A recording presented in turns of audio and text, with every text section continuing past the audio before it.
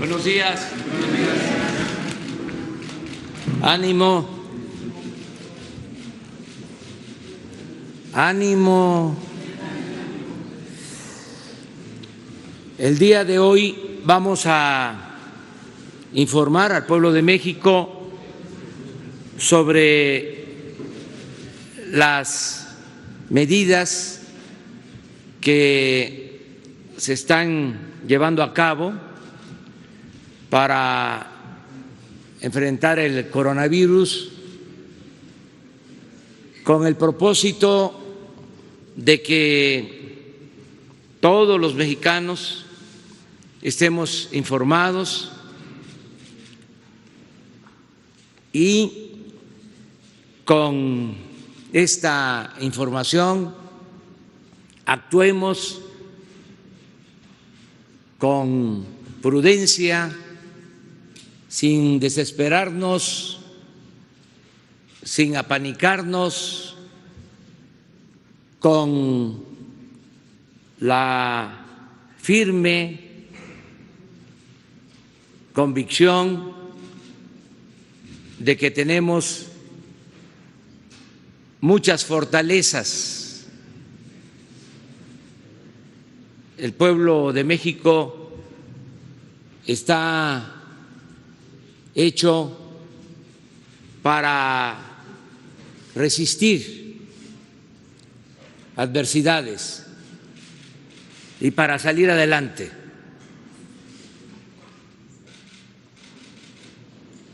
Voy yo, al final de esta exposición, a hacer un recuento de esas fortalezas que nos permiten actuar con responsabilidad y al mismo tiempo con seguridad, sin caer en la ingobernabilidad, sin que se nos salga de control ni este ni ningún problema que enfrentemos. Hay un pueblo fuerte, consciente, organizado, y hay un gobierno con autoridad moral, con autoridad política y que actúa de manera eficiente. Desde el principio, que repito, fuimos los primeros en el mundo en atender todos los días este riesgo a la salud pública, informando desde hace 3 meses, desde antes de las fases más difíciles, complicadas, decidimos que íbamos a guiarnos por la opinión, las recomendaciones de los técnicos, de los especialistas, de los médicos, de los científicos de la salud, que ahora nos acompañan. No se ha actuado de manera apresurada, no hemos hecho caso a conjeturas, se ha actuado con profesionalismo, se ha hecho a un lado la politiquería. Hemos enfrentado también a nuestros adversarios que buscan siempre dañarnos, aunque en ese propósito se dañe al pueblo. Hemos podido enfrentar el amarillismo de algunos medios de comunicación, la difusión de mentiras para atemorizar, noticias falsas, y no han hecho mella, porque existe comunicación, hay mensajes de ida y vuelta entre pueblo y gobierno, no estamos separados del pueblo. Encabezo un gobierno del pueblo, para el pueblo y con el pueblo. No hay divorcio. Por eso somos fuertes.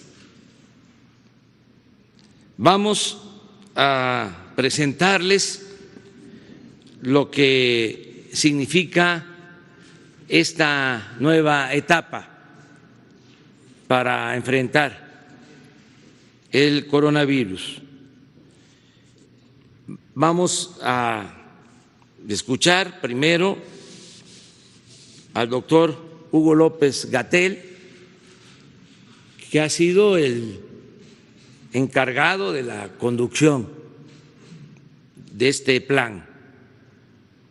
Luego vamos a escuchar al almirante Rafael Ojeda Durán, secretario de Marina, y al general secretario Luis Crescencio Sandoval González, porque además del plan de atención médica a enfermos en el sector salud,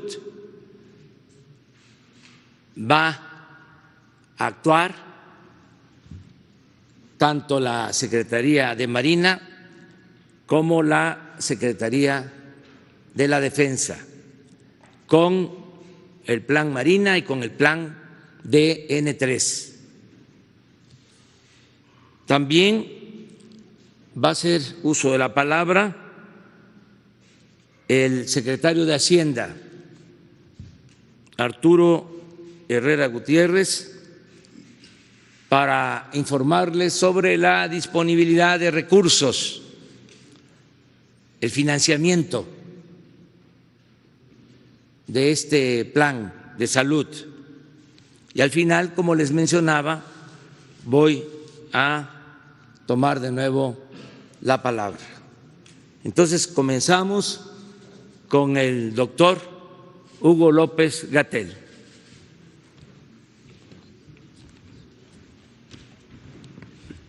Con mucho gusto, señor presidente. Secretarios, funcionarios, compañeros, señoras y señores, muy buenos días, ciudadanía en general de nuestro país. Voy a compartir con ustedes información que hasta el momento ya ha sido presentada en varias ocasiones y que hemos ido comentando todos y cada uno de los días sobre la evolución de esta epidemia en el mundo desde que empezamos a informar hace más de 2 meses. También voy a detallar la situación actual en México hasta el corte más reciente de información, para posteriormente centrarme en las características principales que vivimos en este momento, el enorme momento de oportunidad y la preparación para las siguientes fases. Empiezo primero presentándoles, como en algún momento se solicitó, al equipo de científicos y científicas que han estado involucrados en el proceso de reflexión técnica. No puedo, por razones de tiempo, detallar a cada una de ellas, pero como se puede ilustrar, al frente de nuestro secretario de Salud, el doctor Jorge Carlos Alcocer Varela, hemos estado trabajando distintos procesos de reflexión, de planeación, de evaluación, de preparación para finalmente entrar en la respuesta que formalmente dimos por iniciada el 27 de febrero de 2020, cuando detectamos el primer caso. Cuando llegamos a ese punto, nos encontrábamos cómodamente preparados por un proceso que había iniciado desde el 3 de enero y que se había disparado porque el 31 de diciembre de 2019 nuestros sistemas de monitoreo y alertamiento temprano nos habían permitido identificar la ocurrencia de un pequeño brote de 44 casos de neumonía en Wuhan, China. En las distintas fases de preparación, este grupo científico, conformado por médicas, médicos, especialistas en infectología, en virología, en inmunología, como el propio secretario de Salud, en epidemiología, tanto de enfermedades infecciosas como de enfermedades crónicas y epidemiología ambiental, en promoción de la salud, en salud mental y otros campos del conocimiento médico, nos permitieron no solamente la identificación de retos, sino la evaluación crítica en todo momento de cuáles son los elementos que estaban presentes y los que podían hacer falta en el plan de preparación. Como consecuencia de ello, pudimos construir un repertorio muy amplio de documentos guía, de lineamientos técnicos que se sintetizan o convergen en 3 documentos fundamentales: el lineamiento de vigilancia epidemiológica y diagnóstico por laboratorio, que ha tenido ya 5 revisiones de acuerdo al proceso de evolución de esta epidemia; el lineamiento de atención médica para todos los niveles de atención y la guía de los procesos de control de infecciones, que aplica no solamente para el ámbito concreto de salud, sino para todos los espacios públicos y privados que pueden existir en el país. A partir de ello, este grupo se vinculó también con las múltiples instituciones fuera del sector salud que nos permitieron una visión amplia, con un horizonte de mediano plazo para la preparación y un horizonte de mediano y largo plazo para la recuperación en las distintas consecuencias que esta epidemia puede tener. Esto ha sido el proceso de construcción del aprovechamiento de las capacidades institucionales que México tiene y ha construido en varios años, pero también de la disposición de trabajar unidos y muy coordinados en todo el gobierno, con todos los órdenes de gobierno y con toda la sociedad. Hemos tenido innumerables encuentros y acuerdos, no solamente en el interior del gobierno y con los gobiernos estatales y los municipales, sino también involucrando a actores privados y sociales que han sido partícipes de este proceso de preparación. Esto involucra la continuidad de operaciones, la respuesta hospitalaria, el diagnóstico por laboratorio y varios otros elementos que sería muy largo de detallar. La siguiente. En el mapa global que presentamos todos los días y que elabora la Organización Mundial de la Salud con la información que proviene de los países, tanto de sus gobiernos como la constatación por fuentes indirectas de acuerdo a lo dispuesto por el Reglamento Sanitario Internacional, podemos ver o hemos podido ver la propagación de este virus, y esto fue lo que justificó que tempranamente la Organización Mundial de la Salud declarara esta como una emergencia de salud pública de interés internacional y posteriormente anunciara el carácter de pandemia, que no tiene otro significado técnico más que la propagación por una extensa porción del mundo. Actualmente prácticamente todos los estados nacionales tienen al menos un caso y hay zonas donde destacadamente existe la mayor transmisión. En su momento, en las primeras semanas, en enero y hasta la mitad de febrero, la región asiática, específicamente China y el sureste asiático, fueron el motor de la propagación. Posteriormente, la zona europea ha sido y lo es todavía el motor principal de la propagación, pero en los últimos 3 a 4 días, la región de América es también ya un motor importante de propagación. A partir de ayer, la Organización Mundial de la Salud reconoció lo que nosotros hemos estado anunciando, por lo menos en los últimos 8 días, que es la existencia de transmisión comunitaria en México.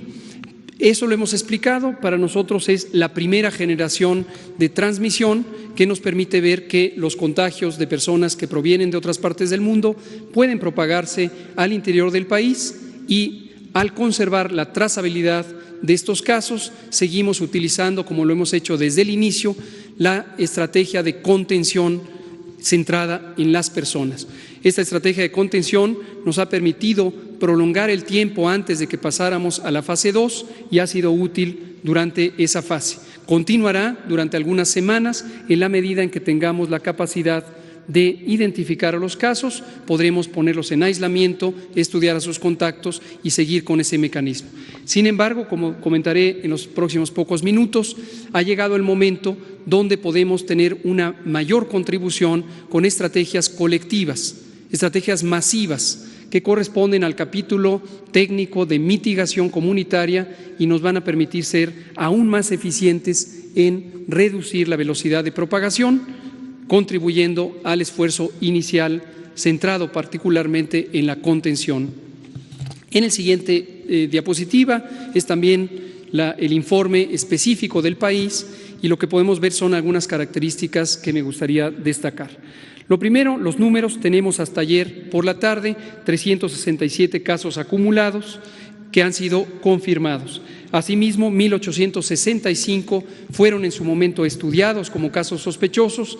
Se contribuyó a la contención en la medida en que se instrumentaron las medidas de aislamiento, pero también hoy sabemos que esos 1.865 han sido descartados. Continúan en estudio y esta es una cifra variable de día a día, 826 que son estudiados cada día con la posibilidad de que pudieran ser casos confirmados y el resultado de que lo sean o sean en su momento descartados.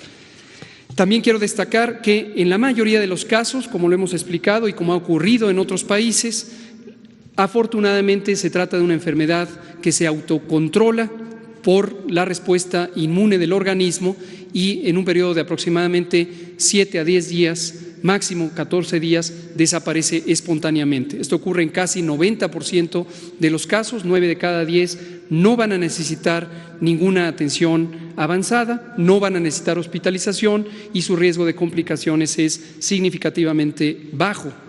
Desafortunadamente, hasta 8 de cada 10, hasta 1 de cada 10 pueden tener, o 2 de cada 10 pueden tener una enfermedad que se prolongue y que requiera otro tipo de atención, con hospitalización y en algunos grupos de la población puede haber incluso la necesidad de medicina crítica, de atención crítica en terapias intensivas.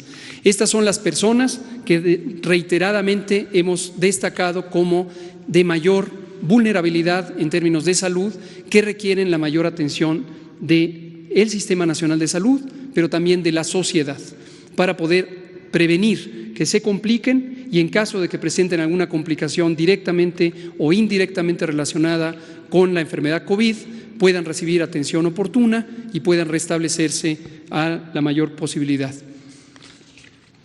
Y el último elemento que señalo respecto a este informe es el mapa. Hemos identificado desde el principio, esto es predecible por los métodos epidemiológicos, que esta epidemia no se comporta en forma homogénea a lo largo del territorio nacional. Esto tiene que ver con muchísimas razones, pero fundamentalmente con la manera en que está agregada la población. En la región metropolitana del Valle de México tenemos la mayor concentración de población y esperablemente vamos a tener no solamente el mayor número de casos, sino la mayor velocidad de propagación, seguida de las otras zonas urbanas y periurbanas en la región de Guadalajara, en la región de Monterrey y también en las zonas turísticas donde ingresó el virus en Quintana Roo. Esto lleva, por lo tanto, a que las medidas de salud pública necesarias para el control de la epidemia tengan que ser en todo momento racionalizadas. Racionalizadas quiere decir adecuadamente fundamentadas en la evidencia científica, en los métodos técnicamente demostrados y que puedan aplicarse en donde corresponde.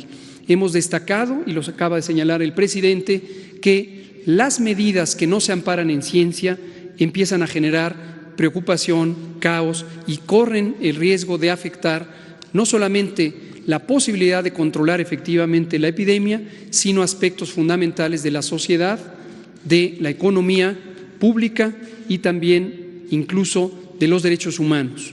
La restricción de movilidad puede ser una medida de salud pública, pero no debe utilizarse como una primera herramienta. Esta es una herramienta extrema que se reserva a las situaciones hipotéticas de que se perdiera la capacidad de control. Lejos estamos de ello. Hemos podido seguir esta epidemia en cada una de sus fases y esto nos ha permitido trazar horizontes claros que nos han permitido que con una antelación de varias semanas podamos poner en práctica los recursos, las herramientas, el personal y los métodos necesarios para la contención y la mitigación.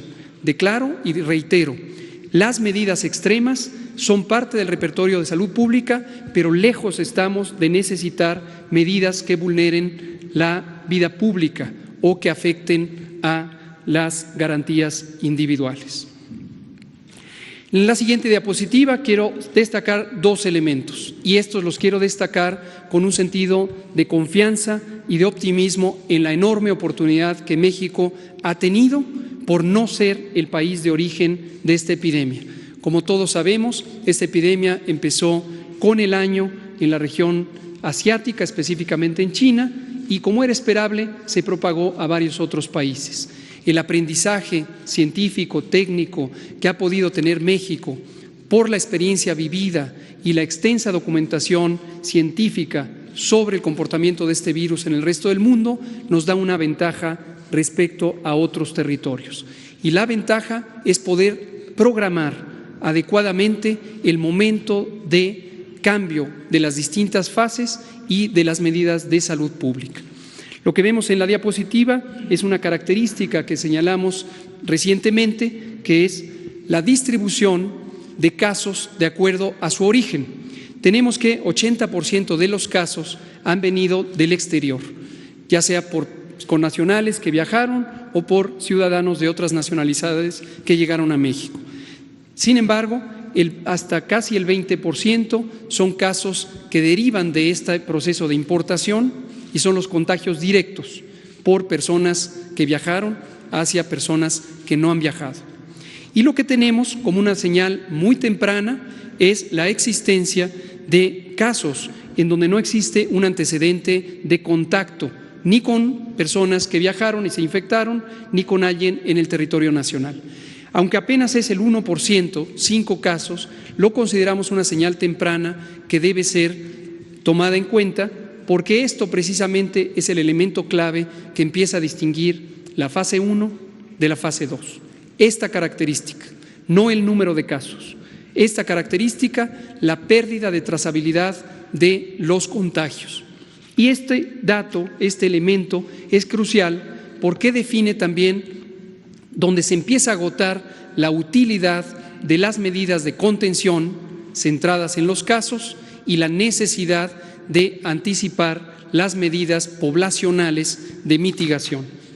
Ahora, en la siguiente diapositiva, y esto me gustaría también que lo tengan muy en cuenta, por eso lo hemos querido explicar cuando solamente era un elemento teórico, un elemento de proyección científica, a cuando empezó a ser un elemento de datos reales. En la gráfica lo que se muestran son curvas epidémicas de algunos de los países que al momento han sido más afectados: España, Italia, Francia, Alemania y Estados Unidos de América. Lo que vemos en todos esos países es lo que se puede esperar de una epidemia de rápida propagación. Es decir, durante un periodo que aproximadamente es de 30 días en promedio, tenemos una transmisión francamente lenta.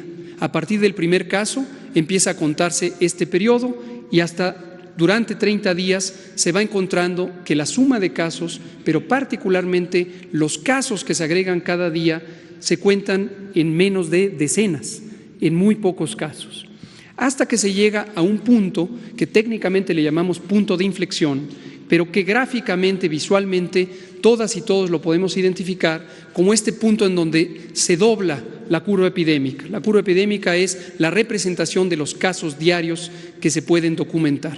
Se puede ver en todos esos países y en cualquier otro país del mundo que se llega a ese punto importante de inflexión.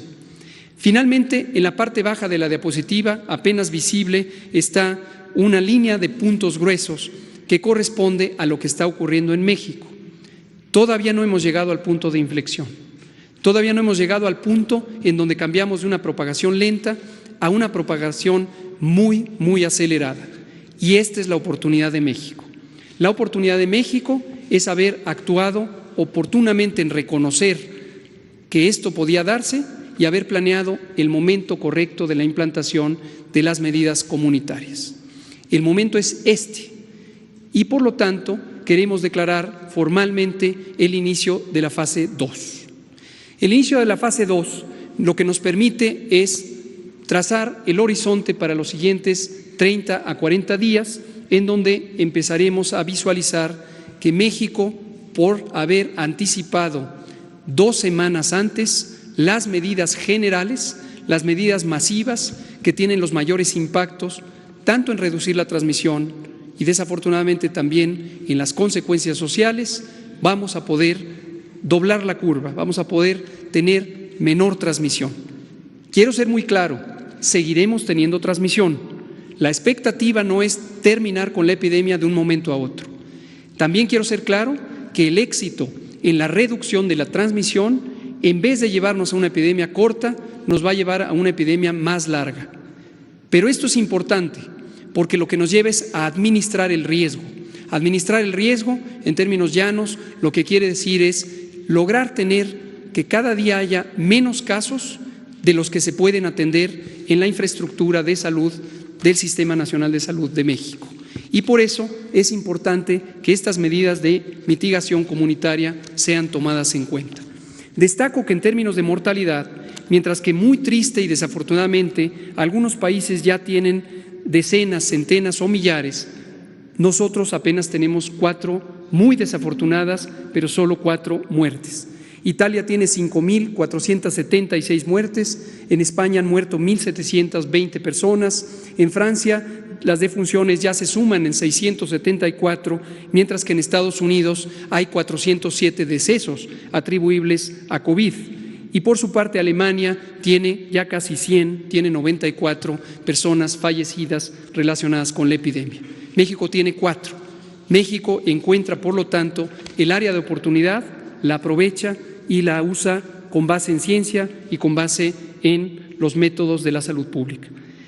Vamos a ver qué elementos se definen formalmente a partir del día de hoy y en términos de su soporte legal. En la siguiente diapositiva lo que vemos es a la personaje clave que nos ha permitido comunicar a toda la ciudadanía, a toda la población, adultos, jóvenes, niños, adultos mayores, qué vamos a hacer. La personaje es su sana distancia. Su sana distancia lo que nos permite es trazar un círculo, un radio de más de 1.5 metros, que es la distancia necesaria para evitar el contagio en forma individual. Si nos mantenemos en una sana distancia, vamos a poder alejarnos de la fuente de propagación, que es la vía respiratoria de aquellas personas infectadas. Esto lo podemos hacer y lo debemos hacer en forma individual, quedándonos en casa, manteniéndonos a sana distancia.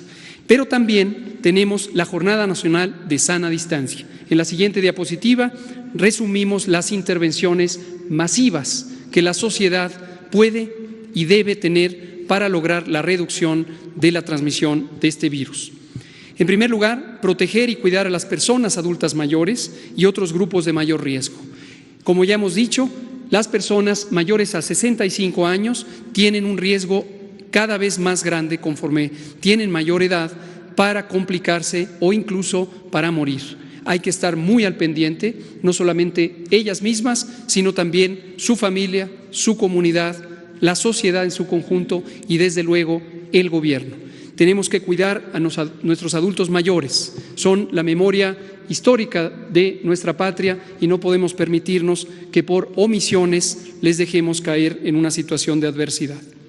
Lo segundo es suspender las clases en todo el sistema educativo nacional, esto ya desde ayer, 23 de marzo y hasta el 19 de abril. Aprovechando las 2 semanas de vacaciones ya programadas, agregamos otras 2 y tenemos un mes completo de sana distancia en todo el sistema educativo nacional.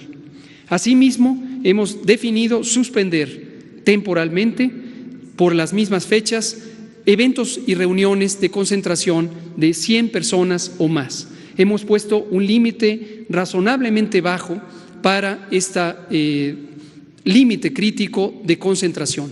Todas las reuniones privadas, públicas, sociales o gubernamentales deben ser evitadas durante todo ese mes para que se reduzca la propagación. Este es un mecanismo efectivo de prevención para quienes participarían en esas reuniones, pero también para toda la colectividad. Asimismo, suspender temporalmente actividades laborales. ¿Pero cuáles? Aquellas que impliquen la movilización de personas de sus domicilios al trabajo y de regreso, o que estén llevando a la movilización en el espacio público. Esto en todos los sectores de la sociedad, el público, el privado y el social. Ahora, aquí es muy importante. Las instituciones, las organizaciones privadas y sociales no pueden parar, porque de ellas dependemos todos y todas en este país. La producción de alimentos, la logística básica, los servicios dependen de todas estas organizaciones. Entonces, conjuntamente con esta medida de suspender las actividades laborales que impliquen la movilización o reunión de personas, se ha solicitado que todas las organizaciones, dependencias y entidades pongan en práctica sus planes de continuidad de operaciones para garantizar el funcionamiento y el logro de la misión fundamental de ellas, y además los derechos tanto de los trabajadores y las trabajadoras como de las personas usuarias de sus servicios. Por último, pero no menos importante, continuar en una acción más intensiva y dedicada las distintas medidas de higiene básica, higiene pública e higiene individual. El lavado continuo de manos con agua y jabón, y si no hay agua y jabón, con sustancias antisépticas. El proteger el estornudo tapando nariz y boca con el antebrazo, achú. Y también que quien esté con síntomas se quede en casa, se quede en casa toda persona que pudiera tener síntomas y que no tenga riesgo de complicarse, que es la gran mayoría, que se quede en casa por 15 días para que no transmita a otros. Ahora bien, enfatizamos, si se es un adulto mayor, una mujer embarazada o una persona con enfermedades crónicas, en particular diabetes, hipertensión, obesidad y enfermedad pulmonar o cardíaca, así como enfermedad renal o cualquier causa de supresión del sistema inmune, no esperar. Hay que acudir a evaluación médica para prevenir las complicaciones. Por último, y anticipándonos a la siguiente fase, que también vendrá, que es la fase 3, en donde pudiera existir transmisión generalizada, es la fase en donde nuestro Sistema Nacional de Salud va a tener retos importantes. Pero esos retos se pueden solventar si el sistema está organizado, si el sistema mantiene alta la moral. Y aquí quiero aprovechar para agradecer a nombre de todas y todos el dedicado trabajo de todo el personal de salud. Médicas, médicos, enfermeras, enfermeros, psicólogas, psicólogos, el personal de apoyo, trabajadoras sociales, todo el personal que representa el Sistema Nacional de Salud. Es una comunidad valiente, es una comunidad heroica que ha solventado muchísimas adversidades en el día a día y también en etapas críticas como esta. La solidaridad, el compromiso, la responsabilidad profesional de todo el personal de salud en este momento es fundamental. No podemos entrar en ninguna clase de discordia o en alguna clase de distanciamiento emocional y distanciamiento de comunicación. Todo el Sistema Nacional de Salud tiene que estar presto y atento para responder a este reto.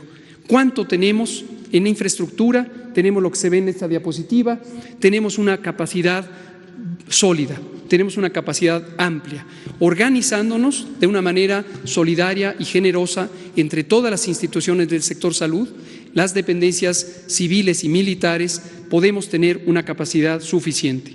Solamente la infraestructura dedicada específicamente a COVID, que no es toda la infraestructura, nos permite tener unidades de terapia intensiva, camas hospitalarias, ventiladores mecánicos, monitores, oxímetros, rayos X portátiles, etcétera, etcétera, todo el equipamiento que cuidadosamente fue seleccionado como relevante para enfrentar a COVID. Esta es solo la capacidad básica instalada, apropiadamente puesta al servicio de la respuesta a esta epidemia.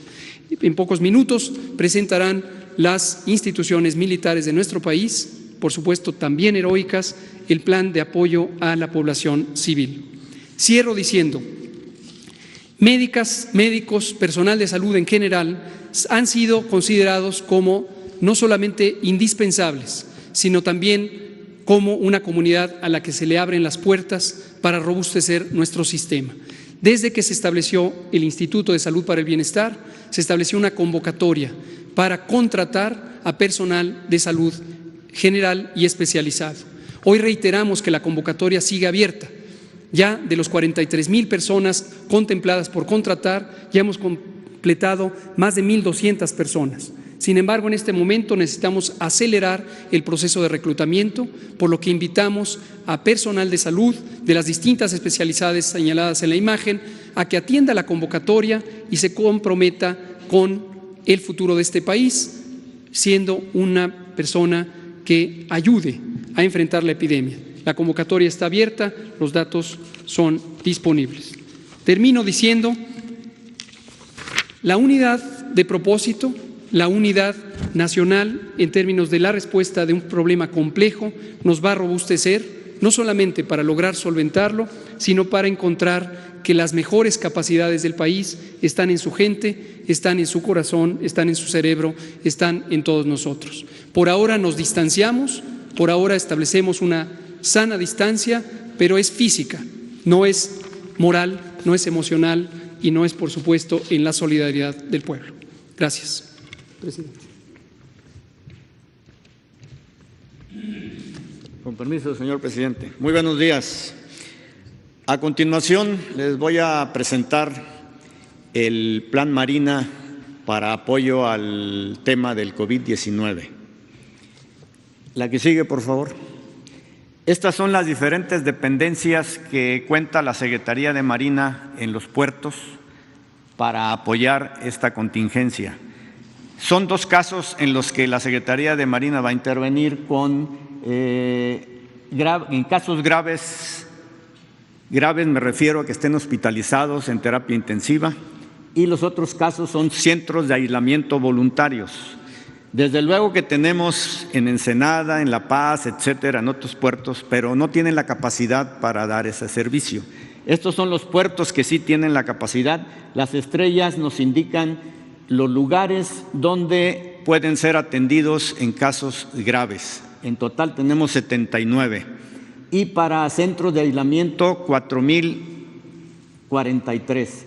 En el interior de aquí de la República, aquí en donde estamos, estos son los diferentes establecimientos, los vamos a boletinar ya con la dirección establecida para que se sepan. La que sigue, por favor. Esto es lo mismo, nada más que aquí ya los desglosamos en el Golfo y Mar Caribe, en el centro del país y en el Pacífico. Igualmente aquí los casos donde van a estar por aislamiento voluntario son en estos lugares, en el Golfo y Mar Caribe, centro y Pacífico. La que sigue, por favor. Y estas son las capacidades para tener movilidad, tanto por aire, por mar o por tierra, ya sea para trasladar algunos elementos que estén enfermos, o bien para trasladar médicos, para trasladar equipo, para trasladar medicinas o lo que se nos indique. Tenemos nosotros 5 aeronaves de ambulancia con equipo de terapia intensiva, tenemos un helicóptero también como ambulancia aérea con terapia intensiva para traslados de algunos de los enfermos que se nos indiquen. La que sigue, por favor. Bueno, aquí es hasta donde tenemos. Lo que queremos es demostrarle al pueblo de México que estamos solidarios con ellos, y también aclarar que este plan empieza a partir de hoy. Nosotros estamos ya en el Plan Marina para apoyo al COVID, y vamos a entrar en la etapa de apoyo que se les demostró aquí cuando la Secretaría de Salud nos lo indique, porque es necesario entender que la Secretaría de Salud es la que lleva el liderazgo de esto. Muchas gracias.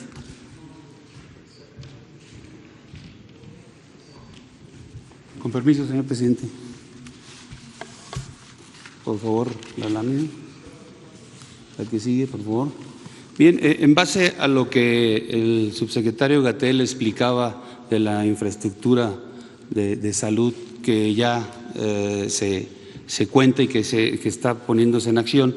El plan DN3 tiene como objetivo complementar todas las capacidades del Sistema Nacional de Salud en todo el territorio nacional, empleando los recursos humanos y materiales que tenemos disponibles en la Secretaría de la Defensa Nacional.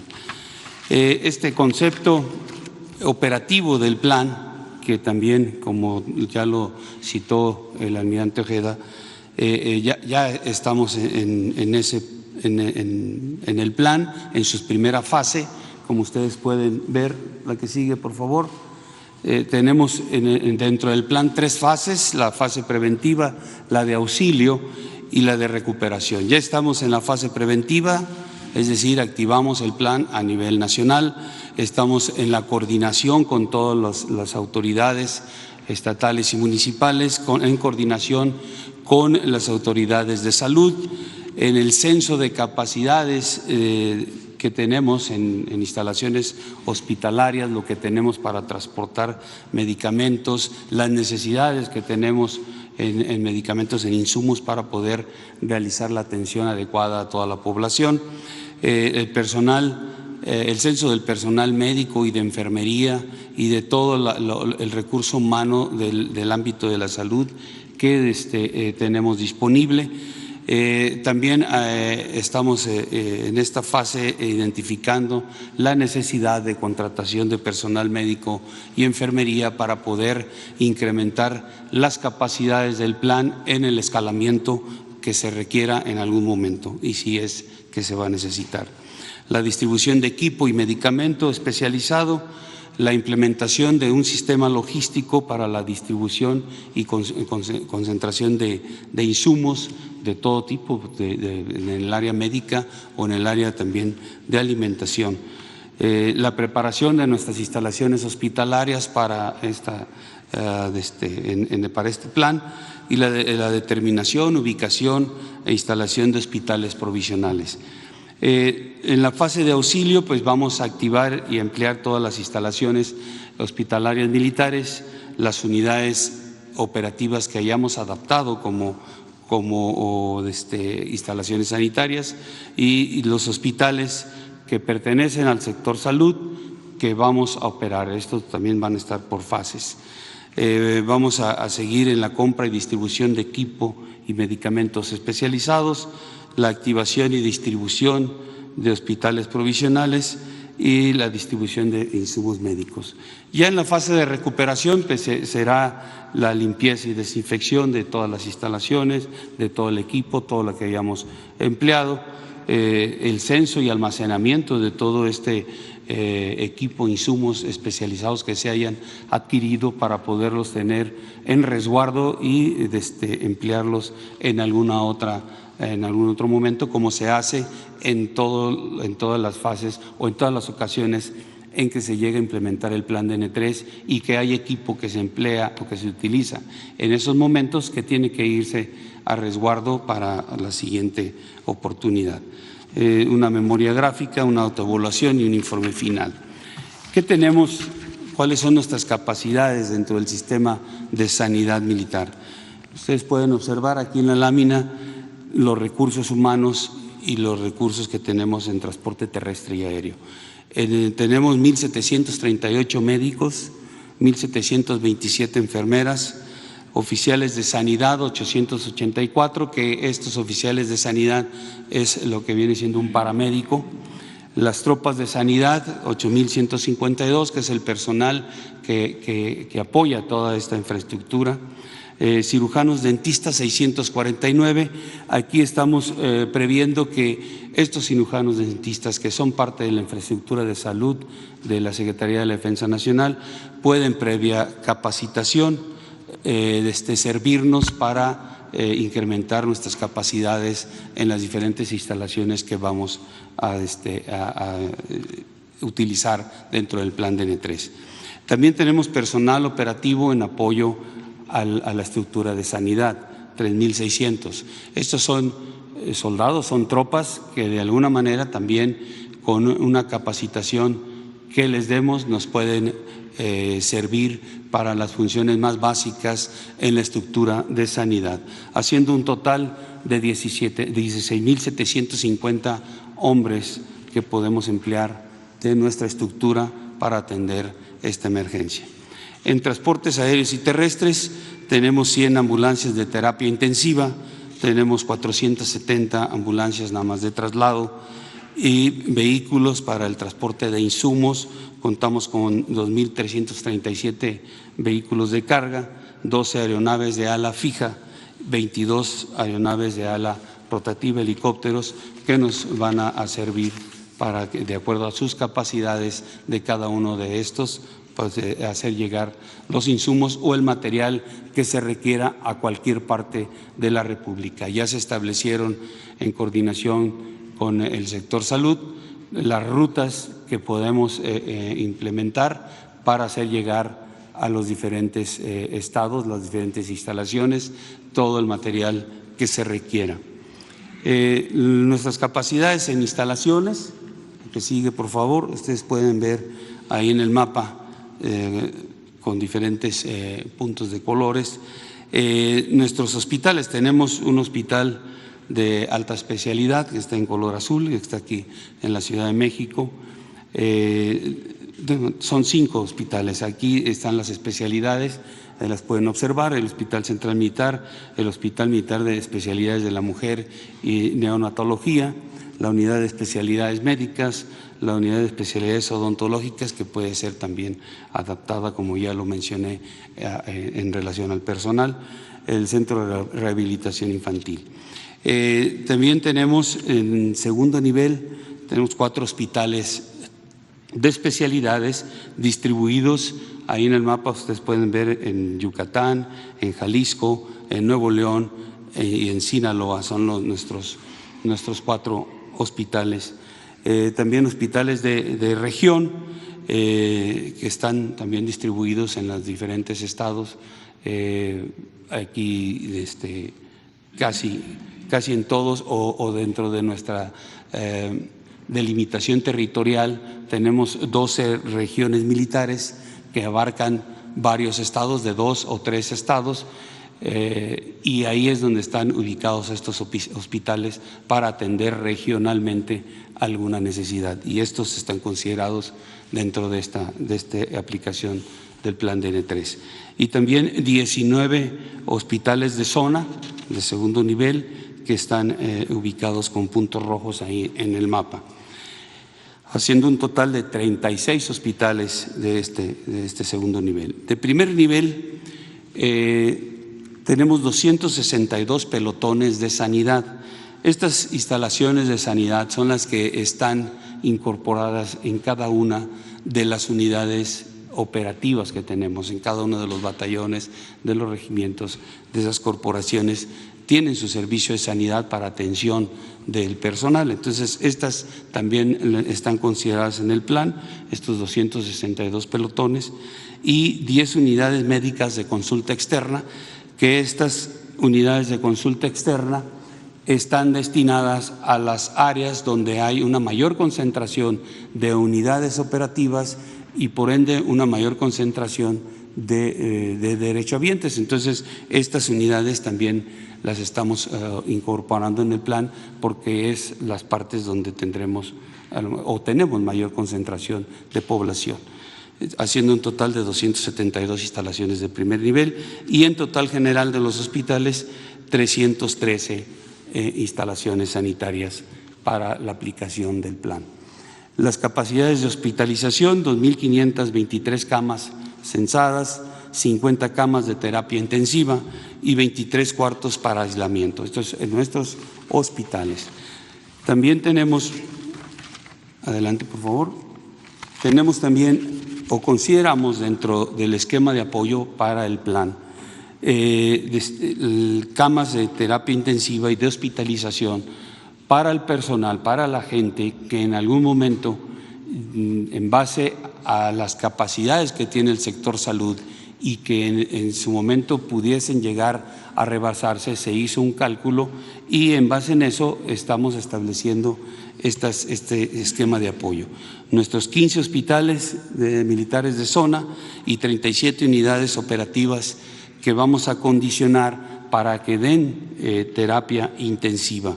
En cada una de estas 52 instalaciones tendremos 20 camas con ventiladores, haciendo un total de 1,040. También de los hospitales de la Secretaría de Salud, de los 10 que ya tenemos identificados, también ahí se establecerán 30 camas con ventiladores, haciendo un total de 300, y 50 camas para hospitalización nada más, haciendo un total de 500. Tenemos otros 17 hospitales del sector salud que ya estamos revisando. El día de hoy ya iniciará la revisión para también incorporarlos al plan de DN3 para poderlos operar e incrementar las capacidades tanto de terapia intensiva como de hospitalización. Adicionalmente, de estas unidades operativas vamos a acondicionar 41 para hospitalización con 30 camas cada una, que ahí tenemos el total, 1,230, y el total general de camas, tanto de terapia intensiva y de hospitalización, serán 3,070 camas. Hicimos una proyección en cuanto a cómo podríamos emplear estas capacidades que determinamos en las instalaciones, y estamos estableciendo que para terapia intensiva, considerando el tiempo que nos ha mencionado el sector salud, que son más o menos en 30 días podría salir una persona de esto, de presentar la enfermedad. Bueno, estamos dividiendo esos 30 días o tomando como referencia para hacer 4 fases de atención, y entonces estaríamos teniendo una capacidad de 1,300 personas infectadas con la enfermedad. Y en hospitalización hicimos lo mismo, considerando 15 días que pudiera salir de su proceso, y también aproximadamente 1,700 personas en 5 fases. La que sigue, por favor. Aquí son necesidades de la Secretaría de la Defensa para hacer operativa la infraestructura. A pesar de que tenemos una cantidad importante de recursos, ya se los cité, más de 16,750 hombres, necesitamos estos 3,694 personas más, especialistas de la salud, para poder atender todo lo que vamos a escalar de nuestras instalaciones. Ahí tenemos médicos cirujanos, enfermeras y personal que se dedique a la limpieza de estas instalaciones. Entonces, es una gran cantidad que ya empezamos a hacer difusión para contratación de todo este personal que nos apoyará en la aplicación del plan DN3. Finalmente, un resumen de lo que sería la aplicación del plan DN3. Ahí tenemos en personal militar con el que ya contamos, con el que existe, el personal profesional de la salud por contratar, haciendo un total para la aplicación del plan de 20,444 hombres. En instalaciones hospitalarias, para terapia intensiva 62, para hospitalización 41, y haciendo la proyección que les mencionaba yo en base al tiempo que deben de estar en terapia intensiva o hospitalizados, tendremos una capacidad de 14,060 personas beneficiadas. Y medios de transporte, pues 34 aeronaves, 2,337 vehículos terrestres, con un total de 2,371. El compromiso que normalmente se tiene de las Fuerzas Armadas, y más en la aplicación de este plan de DN3, pues es dar la seguridad, proporcionar el bienestar al pueblo de México.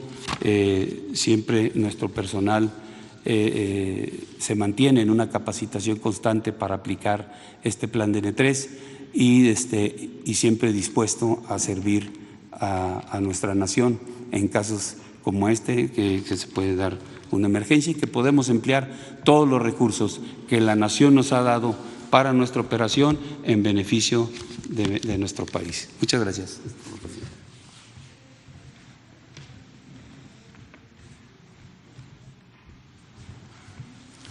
presidente. Buenos días. Voy a hacer algunos comentarios muy breves sobre la disponibilidad de recursos presupuestarios y financieros para este programa. Voy a iniciar justo por los apoyos adicionales que se van a recibir tanto la Secretaría de Marina como la Secretaría de Defensa Nacional para los planes DN3 y el Plan Marina. Como acaba de mencionar el general secretario, el general Sandoval, había ya recursos en las secretarías, pero se quieren recursos incrementales. En total dotamos ya desde el día de ayer de 4.500 millones de pesos adicionales, alrededor de 4.000 millones de pesos que fueron a la Secretaría de la Defensa Nacional y cerca de 500 millones de pesos a la Secretaría de Marina. Quiero ahora referirme a los recursos con los que se ha venido fondeando los programas de salud en los estados. A la fecha, a través del INSABI, hemos transferido cerca de 15.300 millones de pesos a los estados para el periodo enero-marzo. Dada la coyuntura, vamos a adelantar los recursos que correspondían a abril-junio. Así es que en los próximos días vamos a hacer una transferencia de 10.000 millones de pesos adicionales para finales de este mes. En esta misma semana se habrán transferido a los estados una totalidad de 25.000 millones de pesos. Eso sin contar alrededor de 4.500 millones de pesos que el propio INSABI está destinando para la compra de medicinas y suministros médicos. Finalmente, quiero, para poner en contexto estas cifras, hacer referencia a los recursos presupuestarios y financieros con los que cuenta el Estado mexicano en materia de salud. La Secretaría de Salud para el ejercicio fiscal 2020 cuenta con 128.8 millones de pesos, de los cuales a la fecha ha ejercido 25.6 millones de pesos, es decir, un avance del 20%. Obviamente estamos esperando que la utilización de estos recursos se va a ir incrementando.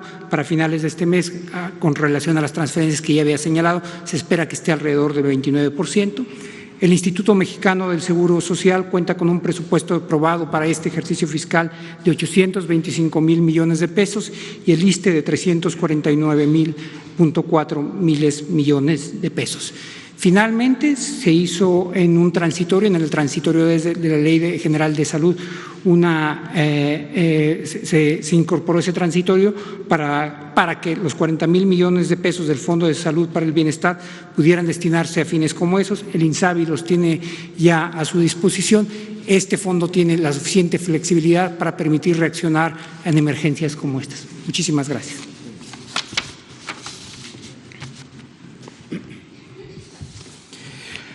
Bueno, esta es la acción que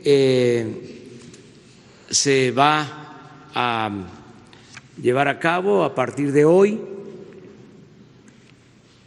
con el propósito de reforzar lo que se ha venido haciendo. Yo quiero terminar esta conferencia con una reflexión. Primero,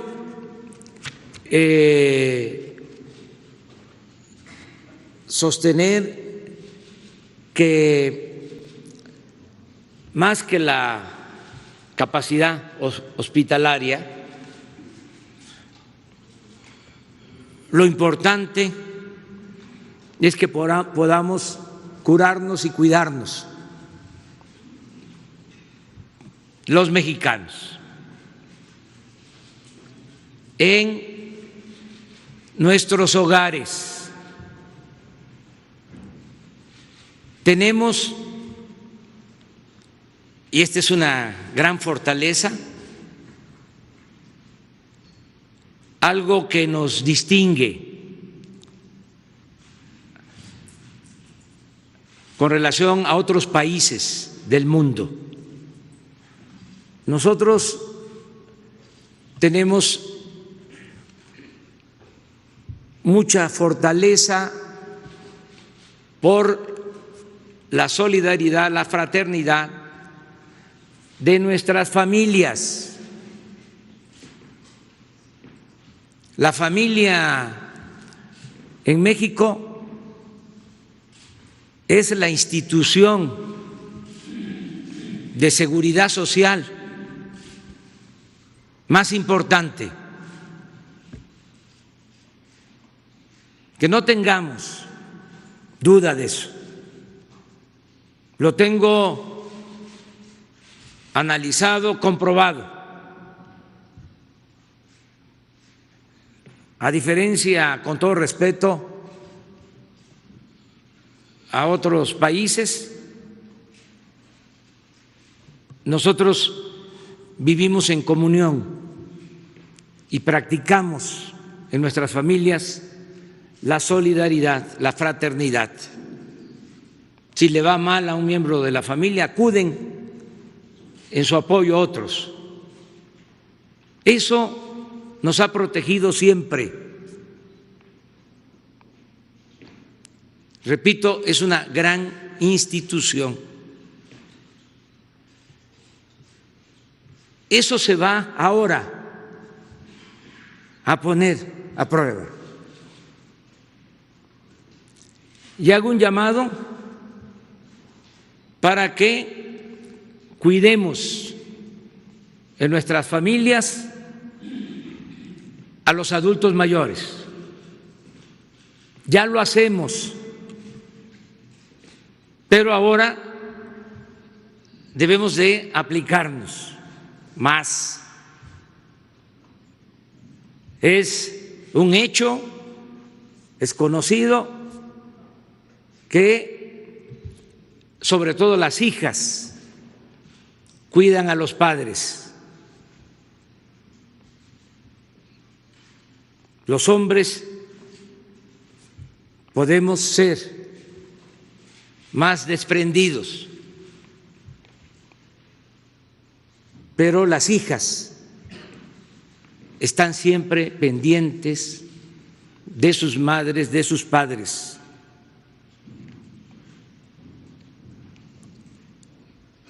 De modo que hombres y mujeres cuidemos a nuestros adultos mayores, ancianos respetables. Tenemos por eso millones de enfermeras. Les pido, con todo respeto, con cariño, a los integrantes de las familias en México, que nos dediquemos a cuidar a nuestros adultos mayores, cuidarlos, que va a significar guardar distancia, que los nietos manden solo el abrazo, el saludo con respeto, que no se acerquen,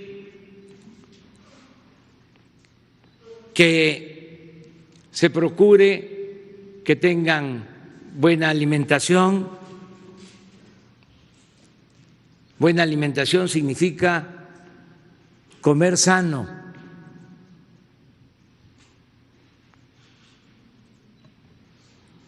No a productos chatarra, porque es adultos mayores y también a enfermos de diabetes, de hipertensión, de padecimientos renales, mujeres embarazadas. Esa es la población vulnerable y la población que tenemos que cuidar. Está demostrado que es a los que afecta más este virus. Entonces, cuidarlos, alimentación, bajarle a la sal, al azúcar, desde luego a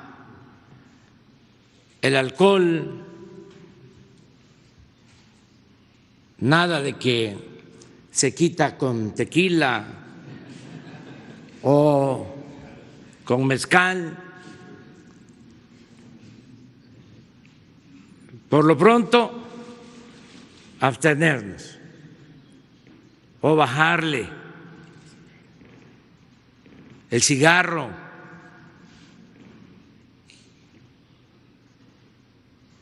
portarnos bien, hacer caso a las recomendaciones y hacer caso a quienes van a estar cuidando a los adultos mayores. Ya a partir de ayer empezaron a dispersarse recursos de la pensión. Se les están enviando a más de 8 millones de adultos mayores 42,000 millones de pesos. Los que tienen su cuenta, ya desde ayer están los depósitos. Y ya en esta semana empieza la entrega con brigadas a los que reciben su apoyo en efectivo.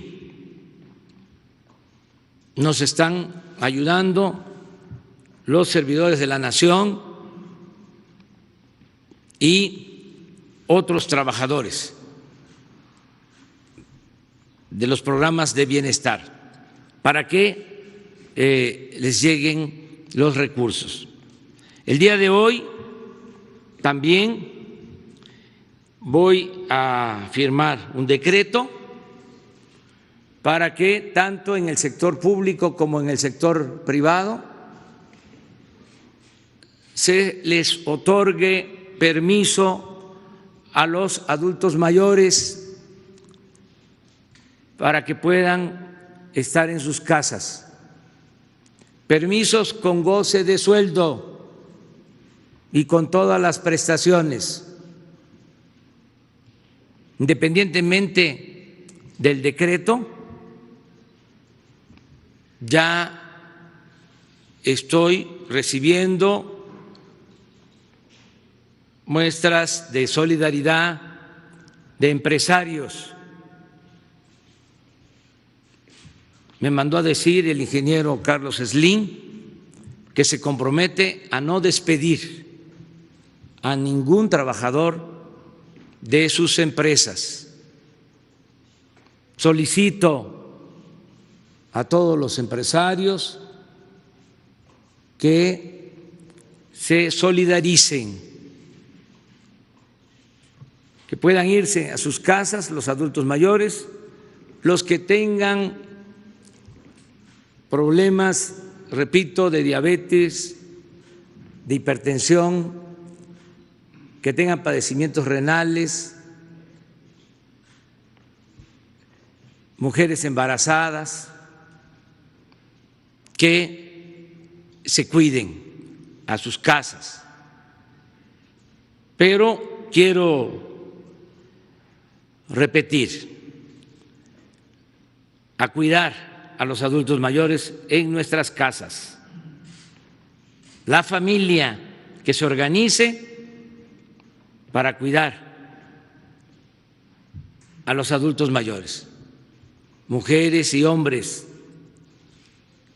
que tengan el tratamiento que merecen todo el tiempo y más ahora, que se las atienda como lo sabemos hacer los mexicanos, con mucho cariño, con mucho amor a nuestros seres queridos. También decirle al pueblo de México que frente a la crisis económica tenemos fortalezas. Tenemos fortaleza porque tomamos la decisión desde que llegamos al gobierno de no permitir la corrupción. Y eso nos ha dado posibilidad de tener ahorros. Todo lo que antes iba por el caño de la corrupción lo tenemos en caja, lo tenemos en la Secretaría de Hacienda ¿Qué tenemos? Tenemos fondos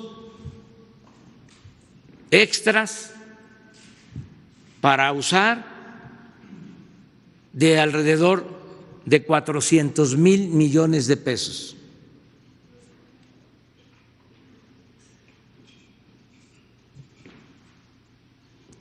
¿Por qué menciono esta cantidad? Porque esto nos va a permitir mantener los programas de bienestar.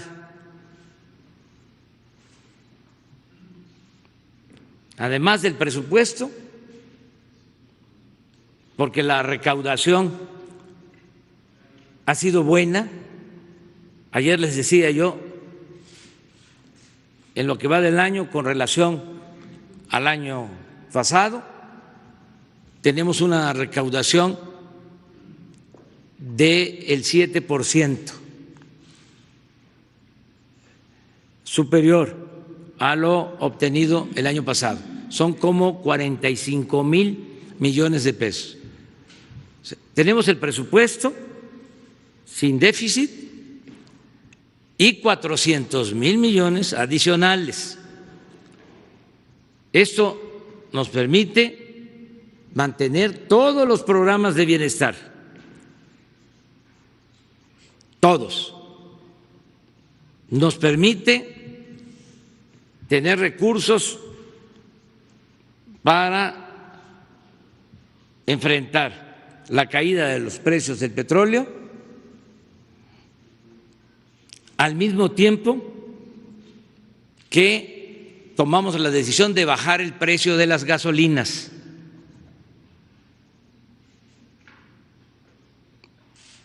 Aprovecho también para pedirle a los gasolineros, a los que tienen las concesiones, que no abusen,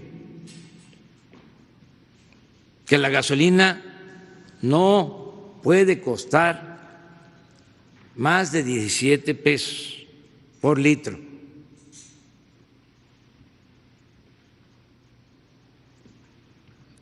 Tenemos recursos para que continúe la construcción del aeropuerto, para que continúe la construcción de caminos, de carreteras, el plan del Istmo. Tenemos recursos para que continúe la construcción de la refinería de Dos Bocas. Tenemos recursos para financiar el Tren Maya, porque todo esto va a permitir crear empleos que se van a necesitar. Ya va a venir una etapa de recuperación económica. Les adelanto que en su momento vamos a otorgar créditos sin intereses o con tasas muy bajas a 1 millón de pequeños negocios. Esto es para pequeño comercio, para fondas, taquerías, talleres, todo lo que va a resultar desgraciadamente afectado por la crisis económica. Pero tenemos que cuidar nuestra salud. Lo más importante de todo es la vida. Y eso es lo que se está protegiendo. Yo agradezco mucho a los médicos, enfermeras, especialistas, científicos del sector salud por su profesionalismo. Estamos preparados y agradezco el respaldo de las Fuerzas Armadas, porque esto debe también darnos tranquilidad tenemos infraestructura, tenemos centros de salud, hospitales, se están terminando hospitales. En los últimos tiempos, a más tardar en un mes, vamos a poder tener 17 hospitales más que se van a equipar para la emergencia. Vamos adelante, amigas, amigos. Yo voy a estar pendiente, como siempre, trabajando, conduciendo todo este plan, escuchando las recomendaciones de los técnicos, de los científicos, de los que saben, porque lo he dicho varias veces, no somos todólogos, sabelotodos. Me estoy apoyando y fue muy buena la decisión de dejar la conducción del plan de salud a los especialistas. De todas maneras, estoy pendiente, dedicado de tiempo completo, 16 horas diarias y no las 24, 16, porque estoy durmiendo bien. Dedico mi tiempo también a descansar y me mantengo muy bien físicamente, en salud y sobre todo en mis convicciones, en mi inquebrantable fe en la causa que estamos enarbolando y llevando a la práctica. Estoy fuerte, física y moralmente, y además seguros todos, y seguro el gobierno de que vamos a salir adelante por la fortaleza de nuestro pueblo. El pueblo de México es mucha pieza, está preparado para enfrentar cualquier adversidad. ¡Que viva México! ¡Que viva México! ¡Que viva México! ¡Viva México!